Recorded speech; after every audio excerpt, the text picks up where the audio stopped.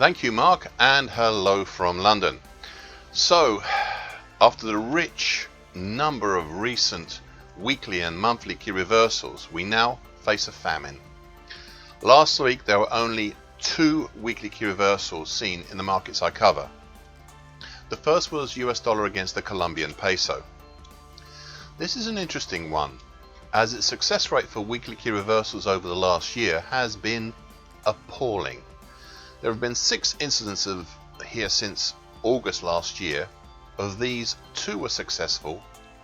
Now admittedly, if running with reasonably close stops, then the major weekly key reversals down in November last year would have had more than covered any failures this year so far. However, it's worth noting that all the weekly key reversals this year have been down, and all, bar the one last week, which by the way still has a question mark over it, have seen immediate countering actions. Look, even some simple moving average based trend following rules would have done better this year here. The other one is a more successful one. It is LME 3-month nickel. Now I have covered this more fully in my weekly metals video last week, and will do so again later today when I produce this week's edition. The action here is very simple.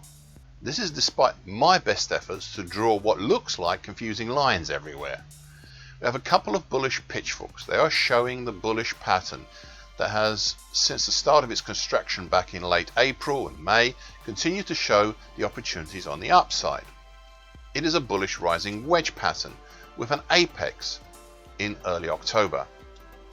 It saw a full breach on the upside 4 weeks ago, tested up to the prior 2021 high area between 19,935 and 20,115, dropped back to the rising wedge and the support of the short medium moving average currently at 18,645, and last week formed a weekly key reversal up, if only just. So the topside targets for the bullish rising wedge pattern are initial target X in the 20,345 area and a secondary target X1 in the 20,780 area. Now these are extremely doable, though this week's pullback down, while still within last week's range, has not been helpful. It is nevertheless worth remembering that the weekly key reversal up here 2 weeks ago was not a standalone event, but part of a larger pattern evident since May. So it is on those merits that such action should be judged. So with so little going on, I thought it'd be worthwhile to look back at how some of last week's highlighted patterns had followed through or not. US dollar Chilean peso is this week recouping losses made after the highlighted weekly key reversal up made 2 weeks ago. We are higher, though it is a slow process. Meanwhile, as I mentioned in US dollar Turkish lira, the not too uncommon immediate countering weekly key reversal up we saw 2 weeks ago did what it said on the tin and countered the previous week's weekly key reversal down.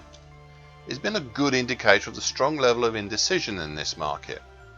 We still have a chance, if prices manage to move up between now and the end of August, over 880 and then close on the last day of the month over 871 even, to build up enough presence and action to make it a monthly key reversal up.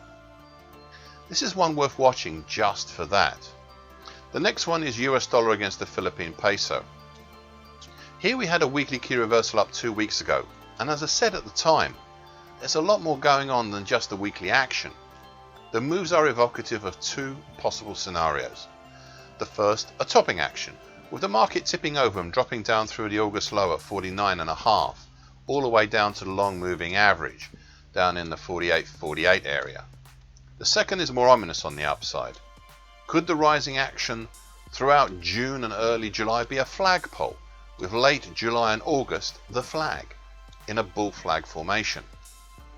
The answer is still not clear, as we've seemingly been captured sideways with enough ammunition for a move lower, but not willing to use it, and at the same time enough previous action to verify a bull flag, but not happy about trying higher either, well, just yet. I suspect the actions here are not over. Continue to watch this one carefully. Looking at stock indexes, the weekly key reversal up 2 weeks ago in the Dow Jones Stock Index has been very successful. even with the pullbacks we've seen this week. A grade of A- would be appropriate here. As for the weekly key reversal down in spot silver 2 weeks ago, well, it is as best seen as a possible C-. It's a good effort but limited follow through, unsurprising as it was the only precious metal to show such action.